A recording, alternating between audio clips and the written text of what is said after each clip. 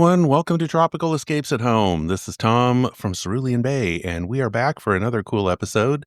Today, we are going to be talking about do it yourself tropical for the outdoors. So, this is all about project ideas for your own outdoor tropical retreat. And we do want to focus on the DIY aspect of it because there are a lot of people out there who are very handy and very talented and good at creating things. And it is a great way to save money. Obviously, we don't want anyone to get in over their head. And if this is something that you would prefer to hire the professionals to do, that's perfectly fine too. You're going to get a lot of great ideas out of today's episode.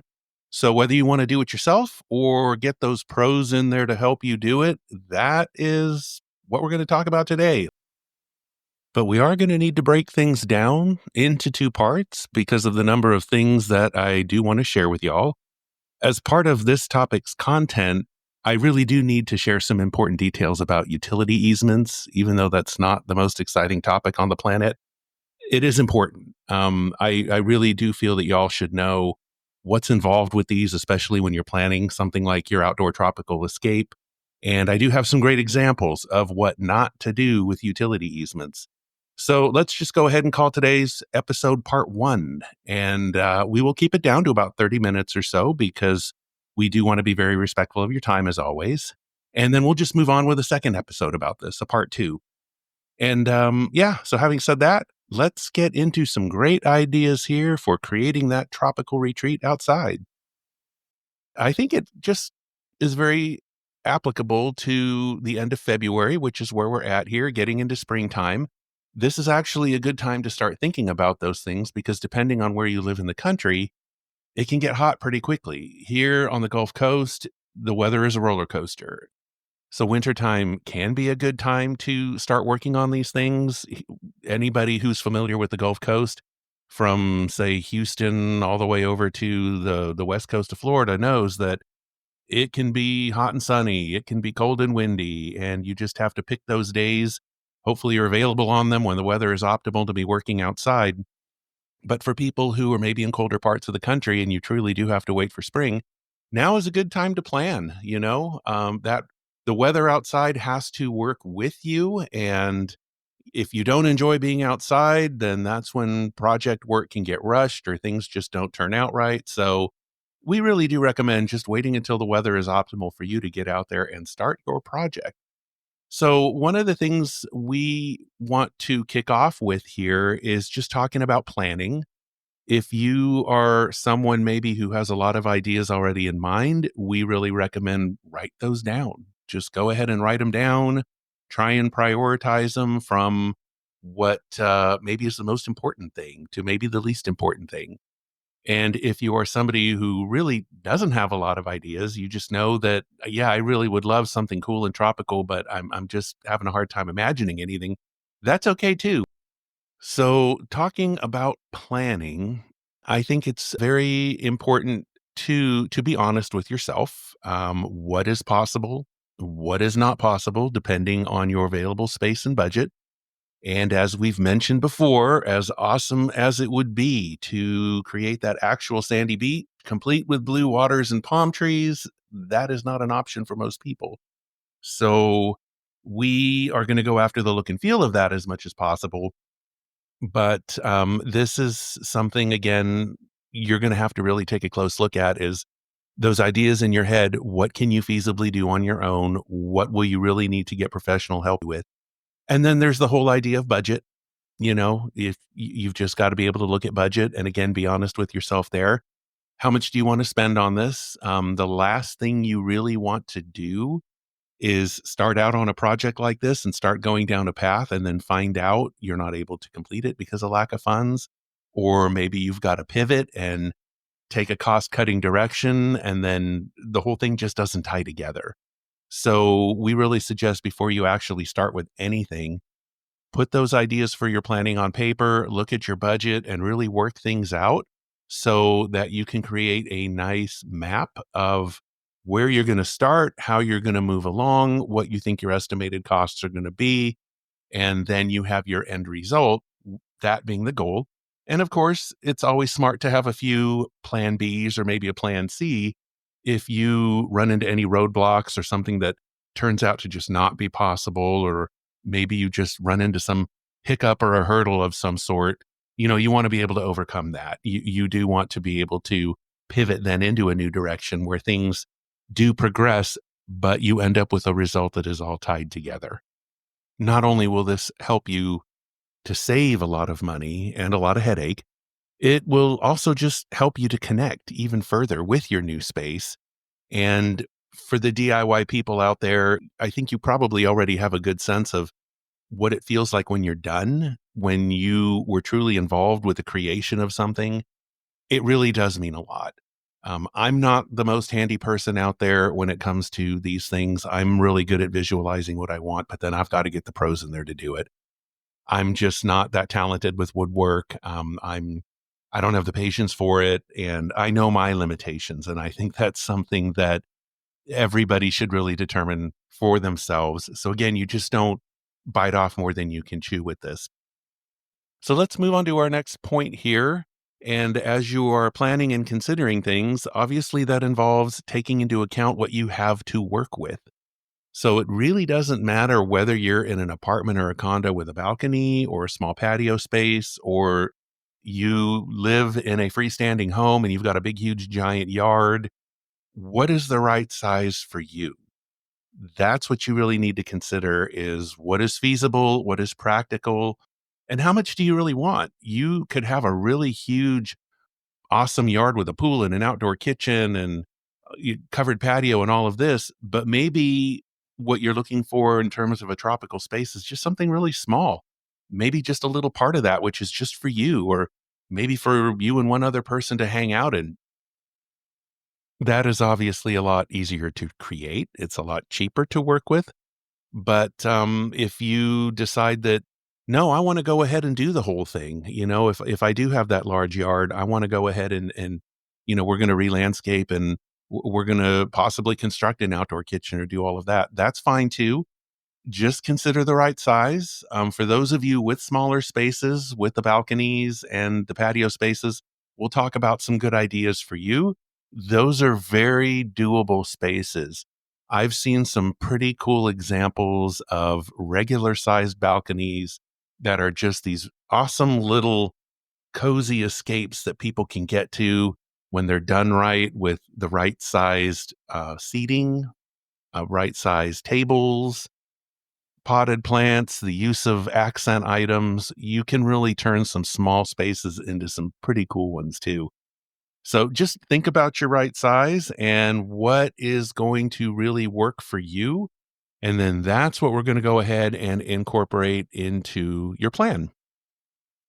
As you're considering what size would work perfectly for you, what your end result should be, it's really important to consider who's going to be using it.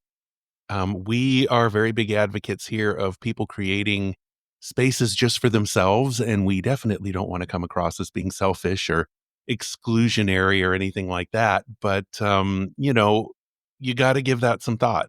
Who's going to be using the space? Is it just for you? Maybe it's for you and your significant other. If so, maybe a small partitioned area of your yard might be all that you need. Or will the kids be using it? Perhaps other family members, maybe some friends as well. I think this is a really good example of how you can see how a tropical escape can easily evolve from just being a little place to get away from the rest of the world, that little space that separates you from everything else, to turning into a whole space for entertaining and, something that you would need an entire backyard for. So it is very important to consider who's going to be using the space. And then as we're moving through our planning and you're visualizing what should be out there, you're going to be considering things like outdoor furniture, accents. It's important to note for these things that you need to know, what are you going to be doing with them? Are they going to be left in place all year? Are they going to be permanent? Or do you plan on storing away pieces depending on parts of the year, maybe the weather, or for whatever reason? If you are going to be storing them, where? Do you have space in your garage already? Maybe you already have a storage shed, or will you need to get one? is having a storage shed part of the plan so that you can put things away when you want to, or just for whatever, maybe as an overflow space. If you can't really decide on, or you can't really settle maybe on a particular piece and you want two of something, or maybe you want to be able to pull out additional seating if you are going to have a little party or entertaining, that would be an ideal place to store, is in a little storage shed if you don't have room in the garage. If you do plan to leave things out, how weather resistant are they? I think even some of the best quality outdoor furnishings, they have their limits. And depending on the weather where you live, how it is, that can really age things pretty quickly. Here in the South, things, in my opinion, just don't last that long. Structurally, they do, depending on what it is. But in terms of beauty or just the aesthetics of things, I'm telling you, the summers here, man, that heat just fades things and fries things. And then I don't know, in the wintertime when it's just sometimes humid and wet and moisture gets in, and then as soon as it starts to warm up, things start to mold and gets kind of gross sometimes. And then as you move on, with your planning, this is where you've got to ask yourself another honest question. Do you want to tackle any of this on your own? And if so, you know your limits. You know what you can truly do on your own, or maybe you will need help of, a family member or a friend. Maybe you will need to call in the pros. That's where you can separate out your ideas and make a note next to each one of things you can do on your own and what you're going to need some help with. So as we move on from there, how do we go about choosing the best spot? It's very easy. Obviously, with a balcony or a small patio, that sets your limitations right there. But if you've got an average sized backyard or a larger space, and you want to set up something maybe that's a little further away from the house, maybe out back near a fence, or you're not going to use the whole property. This is a very important thing to think about, because I've always liked the idea of having a little space that's away from everything. You kind of have to go out into the yard or go through a yard to get to it. That kind of concept I always thought was very cool. But what we've discovered here at our house, where we don't have a big giant backyard and we do have a pool and the deck around it, and then there's some flower bed and landscaping space, but it's definitely not a big yard. But a thing to consider when you're trying to do something that's away from the physical structure of the house, or it's out near a fence or the property line, is you've got to make sure that you know where your easements are. And this is important because even if you're not planning on any actual construction, you've got to have disassembly in mind. This is a very important point, because if you go through a lot of trouble to construct something and it's in an easement, at least here in the state of Texas, the easements are for the utilities and they do have a right of way. And this is probably applicable in most states, but you have electric lines running through there, you have gas lines, you've got cable, and those kinds of lines are still out there, even as more and more people are moving to streaming. Comcast is still out there, AT&T is still out there, and they do have the right to come into your yard and literally tear up whatever might be in that 5-foot easement or 6-foot easement, so that they can get down and either service existing lines or install new lines. We recently had Easy Fiber that came through the whole neighborhood. Actually, they were installing some new fiber optic lines, and they can get out there and they dig some holes, and then they put their underground auger thing that tunnels through there. And that can create issues of its own, such as, nicked electric lines and things like that. Because when your electric line gets nicked and then you end up losing power to your house, that's a whole other boatload of fun. But I think maybe we'll do a show on that where we get into how to handle things when the utilities damage things that then affect you in the house. That it can be quite severe. But anyways, not to digress here. It is important to know where your easements are. And if you have a copy of the property survey for your house, that is an awesome thing. When I was a realtor in California 20 plus years ago, Surveys were not required unless there was some sort of a property line dispute. I don't know how it is now in Southern California, but here in Texas, surveys are required. When we bought our first house back in 2002, it was a standard procedure to get one either from the seller or to have a surveying company come out. Even if you're in a regular cookie cutter builder neighborhood, you have to have one to know where your property lines are. And the cool thing about surveys is because they will show you where your easements are. Everything is marked, and that is very, very handy when it comes to any projects that do involve digging, or if you're going to really do some heavy landscaping and have trees planted, or if you're planning to install a pool, anything like that, you've just got to know where those easements are. So in choosing your best spot for your tropical escape, see if you can get a copy of a survey. Just do what you need to do in your local area to find out where the easements are. Especially, if you don't think you're going to be doing something now, but later on, maybe you want to install a Generac. We did this last year. And again, the survey was very, very handy. Knowing where the easements were really helped us find the best place for that Generac because those do take some space too. And then a quick note about easements, just in case your plans do involve any digging. Here in the Houston area, we can call 811. I don't know if that's a nationwide thing. Check with your local municipalities or how things are done there to locate underground lines if you are planning on doing any digging. Because for people that do live in warmer climates and you can start landscaping with tropical plants or some subtropical varieties, digging, even if you think, oh, well, I'm not going to be digging very far, let me tell you, you can run into some problems too. In San Diego, utilities are required to be in some sort of a conduit, anywhere from 12 to 18 inches down. Things are buried. They're in some sort of a protective conduit. Here in Houston, back in 2002, it was Little House on the Prairie. Let me tell you, when we bought our house, it was only 5 years old, but the yard hadn't really been maintained. And so there was a lot of leaf buildup and things like that. And so when I wanted to get back there and do a bit of landscaping, I had no idea. I just assumed things were in conduit here too. And when I was going to put in some bushes that we had bought, 5 minutes after digging, I cut through some kind of a cable or something like this because it kind of popped up as I cut through it. And then I noticed that the phone line, this was when we still had a landline in the house, the phone line to our house was out. And then I found out our neighbor's house was down. And I don't remember exactly how it came to pass, but I know AT&T had to come out. Turns out I had knocked out the phone lines to about 6 or 7 houses on our street. And this cable was laying just under some dead leaves. I didn't even see it, but it was just laying on top of the ground. And I really thought, what is this, Little House on the Prairie? I mean, they don't bury anything here. There's no protection.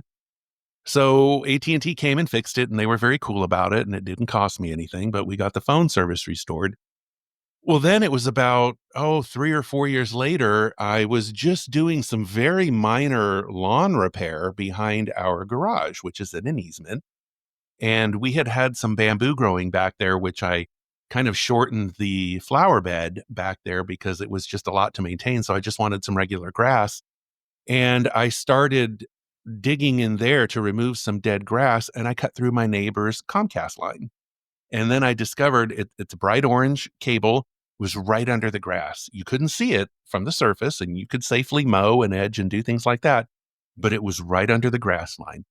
And she's really cool. And she called me up and she said, "Hey, Tom," she said, "is your cable out over there?" And I said, "Well, we don't use Comcast." But then I saw the broken line, and we have the utility box in our yard for local Comcast, for local AT&T. It serves a block of houses. So I don't know if there's anybody else's Comcast that I cut out that day. But again, just not to digress too far off topic here, but this is just to show you the importance of knowing where your utilities are and knowing where your easements are. When AT&T came through probably about 15 years ago to install UVerse in our neighborhood, they had done the thing where they come and they dig the holes and then they run their little auger thing to run the cable through. They nicked the main utility line to our house and to several other houses in the neighborhood. And we didn't realize that until years later, as moisture got into that damaged cable, the power just started acting really weird in our house. Things would dim, then they would come back, and they were kind of operating at half power. And then this was about 4 or 5 years ago. We found out that we had to have the entire main line replaced.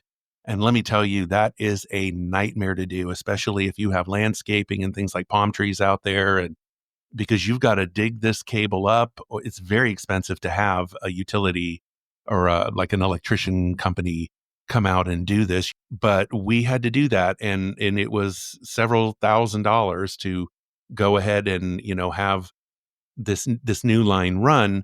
Well, when we were doing this, we had 811 come out and our utility lines were marked, and I had my gardener helping me dig. They ended up punching through a gas line, and gas lines are supposed to have a copper wire that's wrapped around them so that when 811 calls out, it looks like some kind of metal detector thing that they wave around the ground, like or wave across the ground, like you see the guys at the beach and when they're looking for treasure in the sand. It looks like something like this, and there was none. And they busted the gas line, and then we had to have CenterPoint come out, and that was just a whole big nightmare. You have to call 911 and then file an emergency because it's natural gas, and the fire truck shows up, and it's a great way to embarrass yourself on your street. But that was another $1,700 to fix, even after we had 811 come out, mark our utility lines. We found out that on this little yellow straw, it was no thicker than a straw, the tube that he cut, there was no copper wire tracer on it. And to this day, I have the rest of that gas line somewhere in my easement where they can't trace it. So we don't dig, we don't do anything. I had done some planting out there before. Thank God I never punctured through any of that, but I don't even think it was 18 inches down, and it's not in a protected conduit.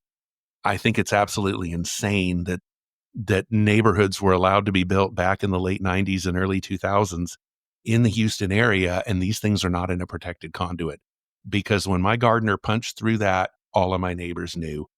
The whistling that thing sounds like, and the smell of gas, I mean, it is totally dangerous when you do that. So again, I feel like I've kind of gotten away from, that what I was trying to explain here with the easements, but this is how important it is to know where your easements are. Again, even if you're not going to do any digging, the companies can come through and they can cut down, they can remove, they can do whatever they need to do to get to their lines or to install anything new. So if you are planning to have part of your project be in an easement, make it simple where you can easily disassemble and reassemble if needed. Like a great idea is just using sand as a base or a foundation. And then when you set pavers and things like that, you can keep things very, very smooth. Use some weed cloth under the sand to help prevent any weeds from popping up over time. But if anybody needs to come through there, you can easily remove your pavers. You can scrape away the sand, try and reuse it for next time, and then go ahead and just rebuild, because it'll probably be years and years before they need to come through again. But anyways, that is your big, huge tip about easements and calling 811 or your equivalent in your area. Super, super important to know about that. Then, as you have your space identified, I think the best place to start as you progress is now consider your seating area, because seating is, I think it's the primary purpose, or it's the primary function in your little tropical escape. Having a nice, comfortable bench, or it's going to be outdoor furniture, an outdoor sofa, maybe some lounger chairs, or even those really cool zero gravity chairs. Those take some space. So you want to really look at your seating space, because it is a primary requirement. And if you are planning on creating seating space on any kind of a grassy surface, those surfaces, they do look wonderful. We love a green lawn just as much as the next person, but we really don't recommend it, because the ongoing lawn care that's required to maintain that nice, beautiful look, it's going to disrupt your space. You're going to be always having to move things every time something needs to be mowed or fertilized or something. When you're creating your seating area, you want some sense of permanence, some level of permanence in there.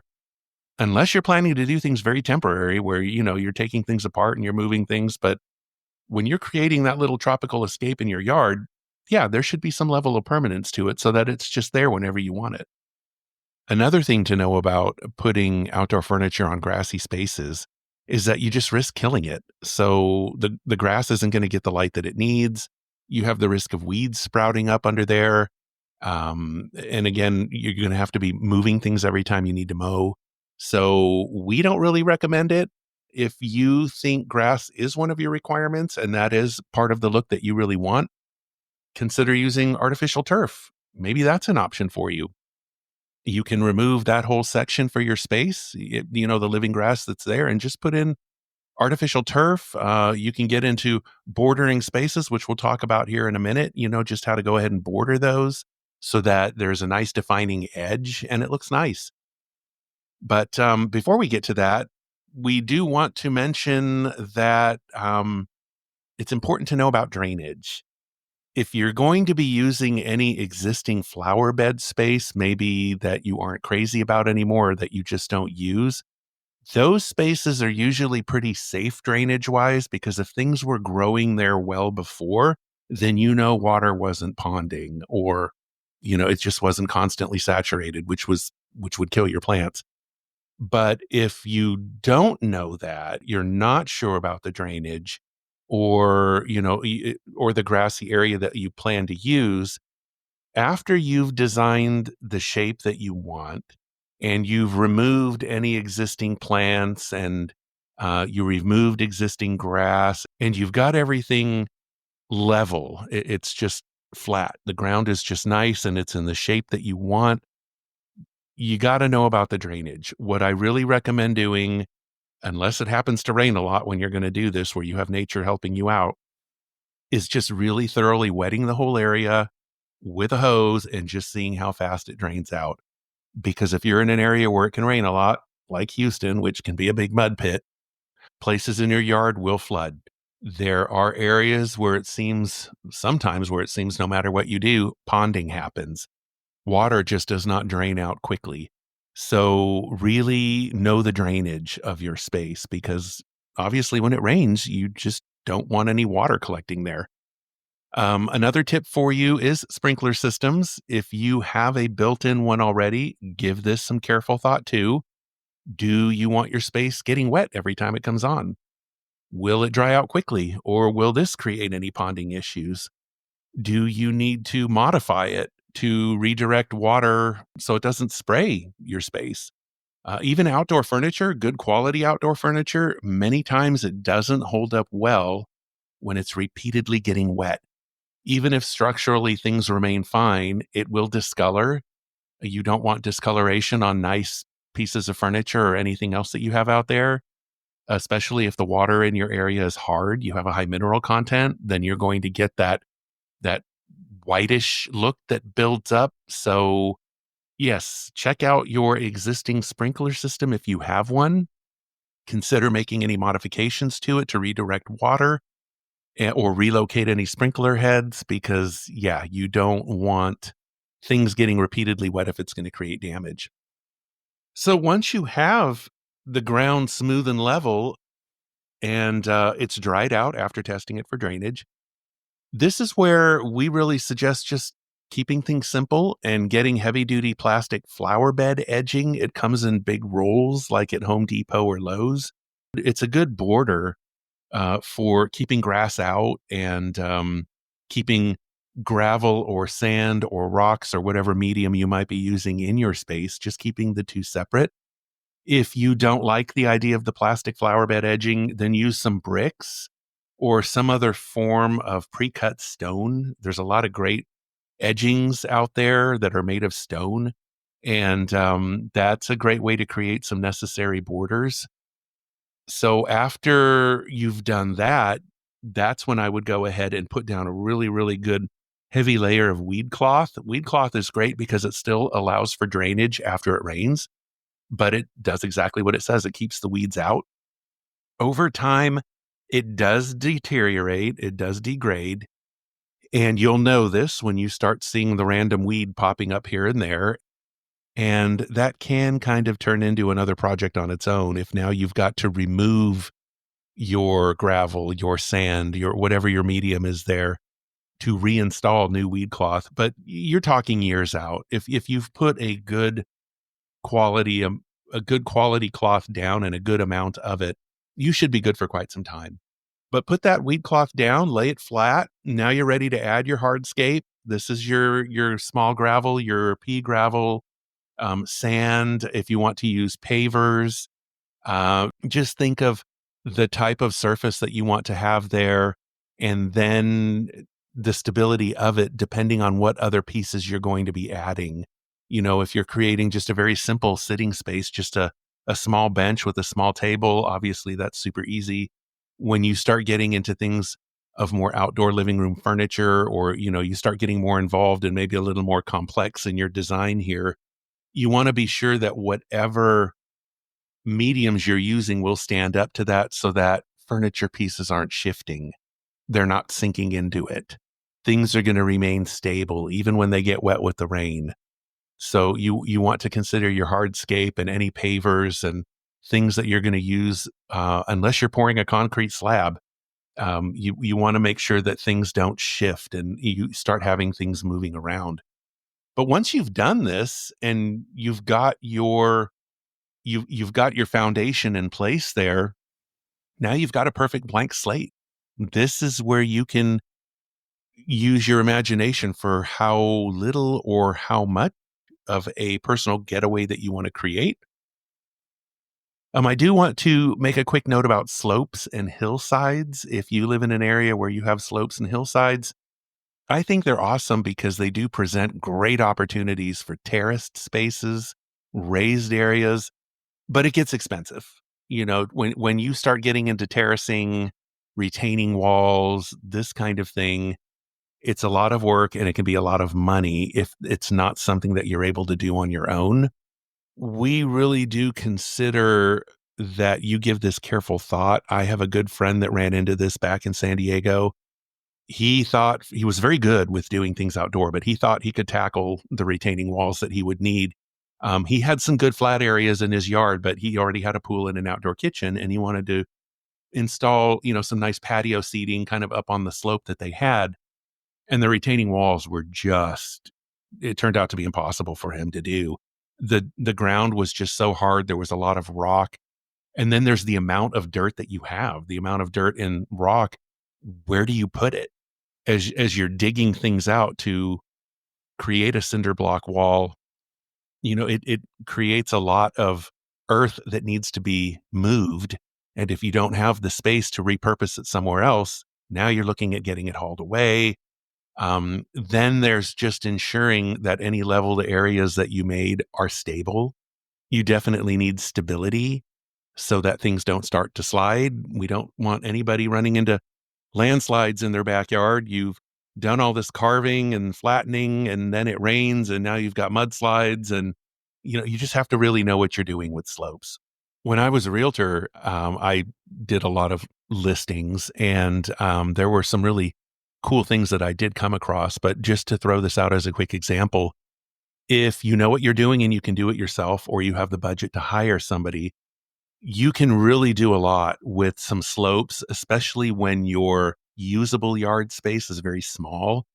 There were a couple houses that I had seen where people had actually carved small pathways up into the slopes going up towards the fence, which was high above, and the neighboring house up on the street behind them was just up on top of a hill.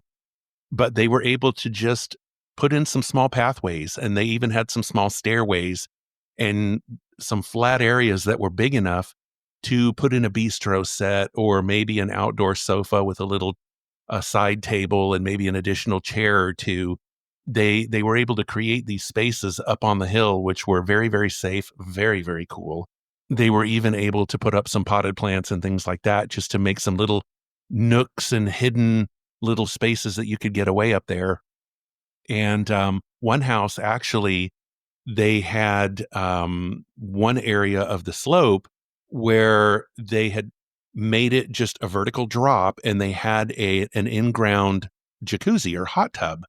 And it was just kind of one that had been installed there, which they remodeled, but it was right up against the slope.